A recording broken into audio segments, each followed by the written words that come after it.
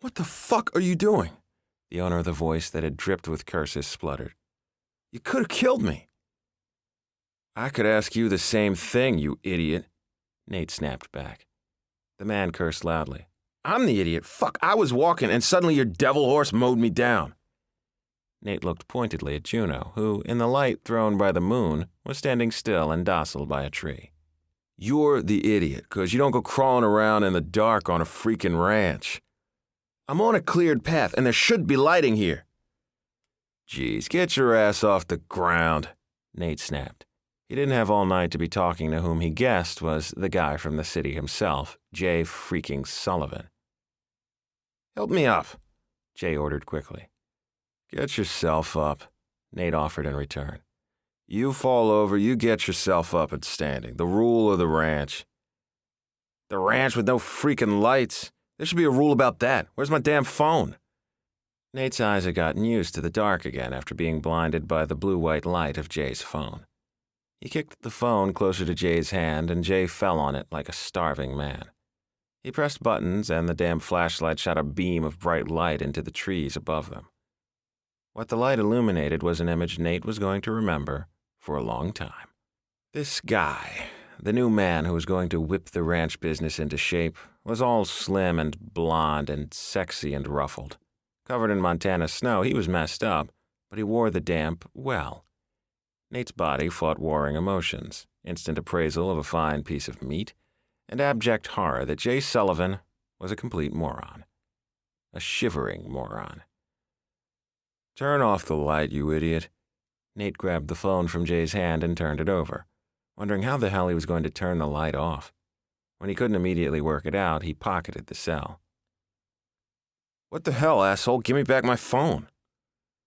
No, Nate said steadily. Jay stumbled quickly to stand toe-to-toe with Nate. Give me my damn phone. Turned out Nate's first assessment of the guy being shorter than him was right, a good 3 or 4 inches less and skinny to boot. He looked strong enough if you liked the soft, gentle curves of a man stuck behind a desk. Nate found himself contemplating what color Jay's eyes were, then caught himself, and immediately stopped thinking of anything inappropriate. Jay lunged for the phone, and Nate sidestepped the move, catching Jay's arm and preventing him from face-planting in the snow. With temper in his stance, Jay shrugged off the grip and rounded on Nate. My phone, he bit out. I'm keeping the phone, Nate said perversely. He realized he was enjoying having 5'10" of slim, sexy man, all roiled up and temper-driven, standing in front of him. It had been far too long since he'd seen temper this unbridled in anyone. You're an asshole, Jay snapped, and lunged again. This time, Nate didn't move. Instead, he allowed Jay to fall into him and enjoyed the feeling of a male form pressed against him.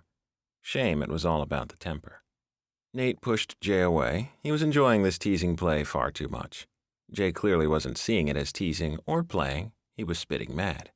I'm not the idiot making himself blind by staring into a light, Nate said. We deliberately don't have lights this side of the river, so you'd best get used to seeing the moon. I'm not a fucking idiot. I value my life, cowboy, and a no-light situation is stupid. Nate ignored the whole fucking idiot and cowboy reference. What's stupid is stumbling around in the dark on your first night here with no idea where you're going. Nate watched as Jay purposefully brushed himself down and appeared to take the time to get himself together. Again, Nate wished he could see Jay's expression clearly, but his eyes were still adjusting after being blinded by the damn light. Seemed as if Mr. City was calming himself down and consigning Nate to some kind of group of people he had to deal with in a special kind of patient way. Finally, Jay held out a hand. Jay Sullivan. Nate took the hand. And you are? Nate Todd. One of the Todds, Gabe's brother? Big brother. The horse guy? Nate raised a single eyebrow.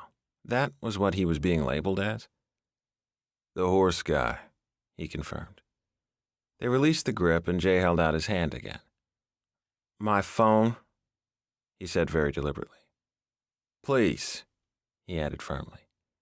Some stubborn streak in Nate had him contemplating throwing the space-age junk in the river. That would stop Jay from frightening horses.